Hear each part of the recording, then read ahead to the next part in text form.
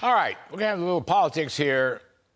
Looks like Donald Trump is fighting Ron DeSantis and doing rather well in the polls. But on the other hand, it looks like Governor DeSantis is too busy fighting Disney, which I don't think is where he wants to be. But so it goes. Let's get some expert commentary. Katie Pavlich, editor at townhall.com and Fox News contributor, and Gregg, Jarrett, Fox News legal analyst and author of, this is cool, the upcoming book. Oh, there it is, Trial of the Century. It's about the famous Scopes trial. Oh, we're getting all wired in here.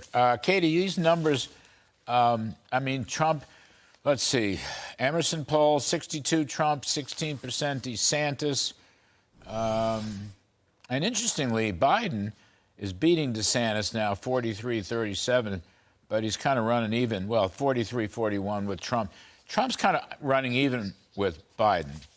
Biden's running ahead of DeSantis, but Trump is crushing DeSantis. He is. And again, the front page of the Wall Street Journal today, DeSantis is still fighting Disney, okay? And I don't think that's where he ought to be. To be fair, I think it's important to go back and see who started the Disney-DeSantis fight, and that was Disney by commenting on legislation that was purely about keeping sexual education away from young kids in schools, and they got involved and did not know the details of the bill. That's how this whole thing started. DeSantis is fighting it as a culture war issue, although it is obviously a business issue. On the politics side of this... He won that. He won that. The bill was passed, right? Right, yes. I mean, he won that. Yes. But then he came in and decided, to act like the Godfather and just crush Disney. And now I think that was a big mistake. Look at the lawsuits, the whole thing. Well, we'll see what happens when it comes to corporate America and whether they want to continue to get involved. But on the politics side, Ron DeSantis has been going around the country, talking in New York about crime, going to Illinois. He also went overseas to Japan. He made a surprise trip to Israel. He's clearly laying the groundwork for a run. The Florida State Senate legislature just passed a bill to change the rules to allow him to keep being governor if he were to run for president, and his numbers are going down. Donald Trump has been all over the place holding rallies, and he's been racking up endorsements from Florida, people in Florida, and he's running away with the nomination even though DeSantis isn't even in the race yet. So again, we have a year and a half to go here, but it's going to be very difficult for any candidate to make up the gap with President Trump. Gregg, Kellyanne Conway always says, she comes on the show, she's a very dear friend, colleague, blah, blah, blah. She always says DeSantis has gone too woke. Yeah. And not enough. For example, DeSantis has a great talking point, that editorial in the Wall Street Journal a couple of months ago comparing New York and Florida. Right. So if you live in New York City, you pay a 14.8% income tax, right? If you live in Miami, you pay a 0 income tax. Florida has more people than New York and a budget that's 50% lower. Florida's growth rate is like 3 times New York's growth rate. Right. And Florida unemployment is half the unemployment of New York. Now, I don't know why he doesn't talk about that. He never talks about that. He's too admired in Disney. You just gave him his platform. I've tried. And it's a smart platform. I've said this several times on this show. We've called him. I don't hear from him. He convinced, he was getting a lot of publicity, his anti-woke campaign against Disney, but, the page is turned now. And Christie made a great point, and he's right about it. It's not conservative for government to interfere and try to regulate private industry. Let free enterprise be free. Mm-hmm. And so he's got to pivot away from that. And I hope he's listening to you right now, because that is his platform. The market works. The marketplace, consumers don't like the Disney product, just like consumers didn't like the Budweiser product. Right. Markets work. They should let it work and go on and say, affirmatively, here's what what we've done in Florida is what I would do as president.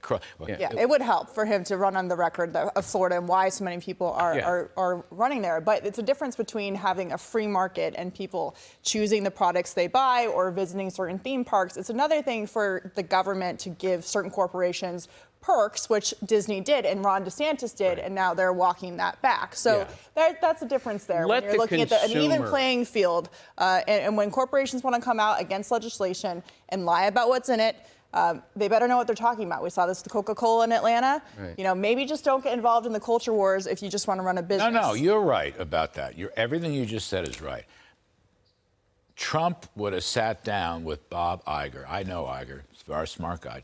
Trump would have sat down in an hour and worked it out. Yeah, he totally would. That's what's missing. And I think Trump's Really. attitude is let the consumer be the backstop here. If they don't like what Disney is doing the way the American public didn't like what Anheuser-Busch and Budweiser Light was doing, then they're going to let their voices be heard loud and clear. Well, you could argue that they're doing that by the legislature passing this legislation that removes Disney's perks on behalf of the taxpayer. Well, I don't know. It's not going that well for them. They've got smart lawyers, Disney, now. Yeah. Very We'll interesting. see how it ends up, that's for sure. I don't want to get into the details, though. I don't understand the details of it.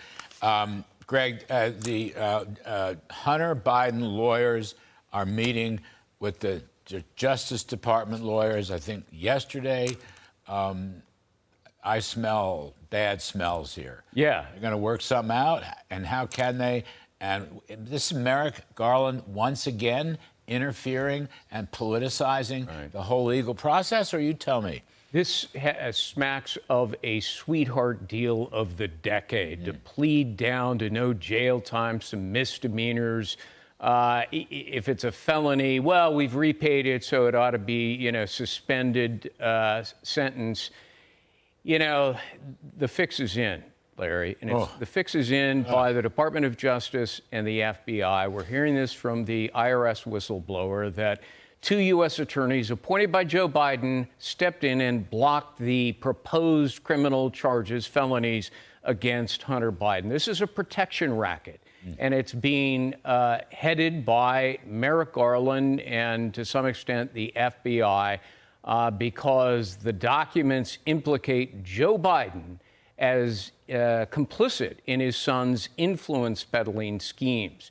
Credit is due to the House Oversight Committee. In just 4 short months, they have dug up and gone through many of the 170 suspicious activity reports. I mean, that's corruption at historic level. 170 suspicious activity reports.